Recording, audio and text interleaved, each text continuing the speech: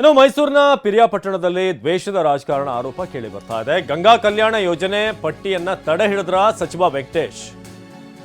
ಮೈಸೂರಿನ ಪಿರಿಯಾಪಟ್ಟಣದಲ್ಲಿ ದ್ವೇಷದ ರಾಜಕಾರಣ ನಡೀತಿದೆ, ಬೇಕಂತಲೇ ಯೋಜನೆ ಪಟ್ಟಿಯನ್ನ ತಡೆ ಹಿಡಿದಿದ್ದಾರೆ, ಹೋಲ್ಡ್ ಮಾಡಿದ್ದಾರೆ ಅಂತ ಈಗ ಆರೋಪ ಕೇಳಿ ಬರ್ತಿದೆ. ರೈತರಿಗೆ ಮಂಜೂರಾಗಿದ್ದ ಗಂಗಾ ಕಲ್ಯಾಣ ಯೋಜನೆ ಪಟ್ಟಿಗೆ ಬ್ರೇಕ್ ಹಾಕಿದ್ರ.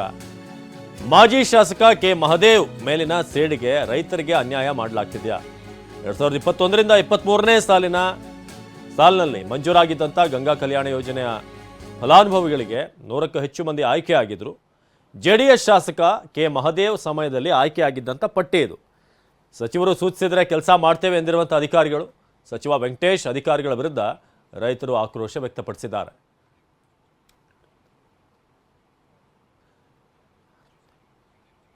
ಏನು ಈ ಯಾರ್ಯಾರಿಗೆ ತೊಂದರೆ ಆಗಿದೆ ಅವ್ರ ಜೊತೆಗೆ ನಮ್ಮ ಪ್ರತಿನಿಧಿ ದಿಲೀಪ್ ಮಾತನಾಡಿಸಿದ್ದಾರೆ, ಬನ್ನಿ ನೋಡೋಣ.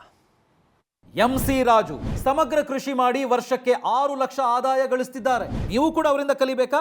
ಅವ್ರ ಜೊತೆ ವಿಡಿಯೋ ಕಾಲ್ನಲ್ಲಿ ಮಾತಾಡಬೇಕಾ? ಈಗಲೇ ಫ್ರೀಡಮ್ ಆ್ಯಪ್ ಡೌನ್ಲೋಡ್ ಮಾಡಿ.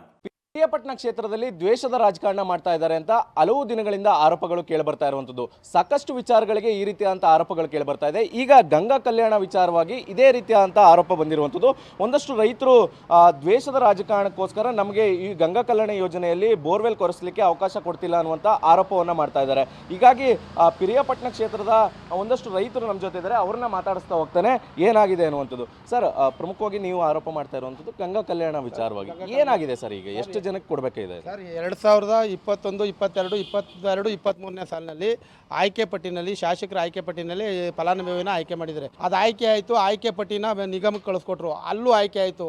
ಅಲ್ಲೂ ನಿಗಮದಲ್ಲೂ ಆಯ್ಕೆ ಮಾಡಿ ಆ ಪಟ್ಟಿ ಬಂದು ಅಲ್ಲೇ 2 ವರ್ಷ ಆಗಿದೆ ಅಧಿಕಾರಿಗಳ ಹತ್ರ.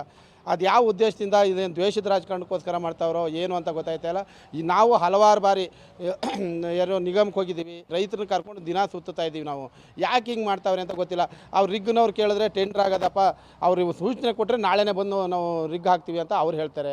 ಯಾರು ಸೂಚನೆ ಕೊಡಬೇಕು ಅಂತ ಹೇಳ್ತಾರೆ? ಮಂತ್ರಿಗಳು ಸೂಚನೆ ಕೊಡಬೇಕು ಅಂತ ಹೇಳ್ತಾರೆ. ಅವ್ರು ಹೇಳ್ತಾವ್ರೆ ರಿಗ್ನವರು ನಮಗೆ ಅವ್ರು ಸೂಚನೆ ಕೊಟ್ಟರೆ ನಾವು ಬಂದು ರಿಗ್ ಹಾಕ್ತೀವಿ, ಎಲ್ಲ ರೆಡಿ ಇದೆ ಅಂತ ಅವ್ರು ಹೇಳ್ತಾರೆ.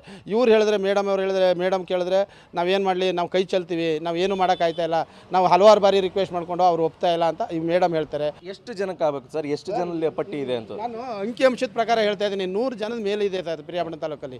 ಒಟ್ಟು ಎಲ್ಲ ಕಮ್ಯುನಿಟಿಯಿಂದ 100 ಜನದ ಮೇಲಿದೆ. ಈ ಪ್ರತಿಯೊಂದಕ್ಕೂ ಅಂಕಿಅಂಶ ಇದೆ. ಯಾವ ಕಾರಣಕ್ಕೋಸ್ಕರ? ಏನು ದ್ವೇಷದ ರಾಜಕಾರಣ ಇದು? ಆದರೆ ಇವ್ರು ಏನು ಮಾಡ್ತಾರೆ ಅಂತಂದರೆ, ಯಾವುದೇ ಆದರೂ ಅಷ್ಟೇ ಸರ್, ಇವತ್ತಲ್ಲ ಪ್ರತಿ ಬಾರಿಗೂ ನಿಧಾನ ವೆಯ್ಟ್ ಮಾಡ್ತಾರೆ. ಯಾವುದೇ ಕೆಲಸನೂ ಲೇಟಾಗೇ ಕೊಡೋದು, ಅವ್ರು ಮಾಡೋದು ಜಲ್ದಿ ಏನು ಮಾಡಲ್ಲ. ಹಾಗಾಗಿ ಅವರು ಲೇಟ್ ಮಾಡ್ತಾವ್ರೆ ಅನ್ನೋದು ಅಷ್ಟು ಬಿಟ್ಟರೆ ಇನ್ನು ಬೇರೆ ಏನೂ ಇದಿಲ್ಲ. ಅದನ್ನು ಒಂದು ಸ್ವಲ್ಪ ತುರ್ತಾಗಿ ಮಾಡಬೇಕು ಅಂತ ನಾನು ಹೇಳ್ತೀನಿ.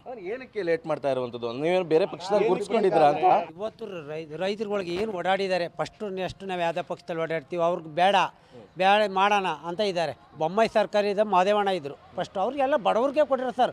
ಇಲ್ಲಿ ದೊಡ್ಡ ಶ್ರೀಮಂತ ಯಾರಿಗೆ ಅಂತ ಕೊಟ್ಟಿಲ್ಲ, ಬಡವ್ರಿಗೆ ಕೊಟ್ಟಿರೋದು. ಇವತ್ತು ಲೇಟ್ ಮಾಡ್ತಾ ಇದ್ದಾರೆ. ನೆಕ್ಸ್ಟ್ ಎಲ್ಲಿ ಬರುತ್ತೆ ಸರ್? ಈಗ ನೆಕ್ಸ್ಟ್ ಮತ್ತು ಮಳೆ ಬೈತದೆ, ಇದಿರಲ್ಲ, ಗಾಡಿಗಳು ಬರಲ್ಲ, ಎಲ್ಲಿ ಮಾಡೋದು? ರೈತ ಯಾವ್ದು ನಂಬ್ಕೊಂಡು ಜೀವನ ಮಾಡೋಕ್ಕೋ? ಇದು ನಂಬ್ಕೊಂಡು ನಾವು ಜೀವನ ಮಾಡಬೇಕು. ಒಂದು ಅಡಿಕೆ ಗಿಡನೋ, ಒಂದು ತೆಂಗಿನ ತೋಟನೋ, ಒಂದು ಶುಂಠಿನೋ, ಹೊಗೆ ತಂಬಾಕೋ ಯಾವುದೋ ಬೆಳಿಬೇಕು. ಮಾದೇವ ಅವ್ರ ಪರವಾಗಿ ಕೆಲಸ ಮಾಡಿದ್ರು ಅನ್ನೋ ಕಾರಣಕ್ಕೋಸ್ಕರ ಹೌದು ಅಂದೇ ತಿಳ್ಕೊಬೋದು ಸರ್. ಮಾದೇವಣ್ಣ ಕಡೆಯಿಂದ, MP ಕಡೆಯಿಂದ, ಯಾವುದೋ ಒಂದು ಕಡೆಯಿಂದ ಮಾಡಿರ್ಬೋದು ಅಂತ ತಿಳ್ಕೊಂಡಿರ್ಬೋದು. ಇದು ರಾಜಕೀಯನ ಬರುತ್ತೆ ಸರ್. ಒಂದು ಸರ್ಕಾರ ಬಂದಿರೋದನ್ನ ಅನುಭವ ಕೊಡಬೇಕಲ್ವ, ಅವರು ಮಾಡ್ತಾ ಇದ್ದಾರೆ. ಅದಕ್ಕೋಸ್ಕರ ಇದು ದ್ವೇಷ ರಾಜಕೀಯ ಅಂತ ನಾನು ಹೇಳಬಲ್ಲೆ ಸರ್. ಇಲ್ಲಿನ ರೈತರುಗಳ ಮಾತುಗಳಾಗಿರುವಂಥದ್ದು. ದ್ವೇಷದ ರಾಜಕಾರಣದಿಂದಾಗಿ ನಮಗೆ ಸಿಗಬೇಕಾದಂಥ ಸೌಲಭ್ಯ ಸಿಗ್ತಾ ಇಲ್ಲ ಅನ್ನುವಂಥ ಮಾತುಗಳನ್ನ ಹೇಳ್ತಾ ಇರುವಂಥದ್ದು. ಕ್ಯಾಮರಾ ಪರ್ಸನ್ ರಘು ಜೊತೆ ದಿಲೀಪ್ ಚೌಡರಿ, TV9 ಮೈಸೂರು.